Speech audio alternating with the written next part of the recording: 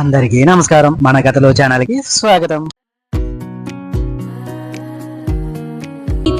విపరీతమైన ఎండలు కాసే వేసవి రోజుల్లో ఒక చిన్న కాకి ఆకాశంలో ఎగురుతూ ఉంది.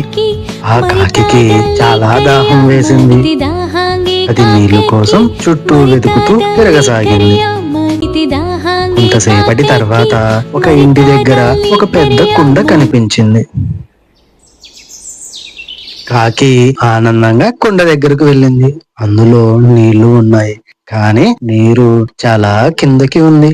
కాకి తన ముక్కుతో నీళ్లు తాగడానికి ప్రయత్నించింది, కానీ కాకి నోటికి నీరు అందలేదు. అలా కొద్దిసేపు ప్రయత్నం తర్వాత ఒక ఆలోచన చేసింది కాకి. దగ్గరలో ఉన్న చిన్న చిన్న రాళ్లను తీసుకొని కుండలో వేయడం ప్రారంభించింది. ఒక రాయి, 2 రాళ్ళు, 3 రాళ్ళు, అలా చాలా రాళ్ళు వేసింది. కొద్దిసేపటికి కుండలోని నీరు నెమ్మదిగా పైకొచ్చింది. ఇప్పుడు కాకి నీరు సులభంగా తాగింది. కాకి సంతోషంగా తన దాహం తీర్చుకుంది. ఈ కథలోని నీతి ఏమిటంటే, ఎంత పెద్ద సమస్యకైనా ఒక మంచి ఆలోచనతో పరిష్కారం దొరుకుతుంది. కాబట్టి కంగారు పడకుండా ఆలోచించడం నేర్చుకోవాలి.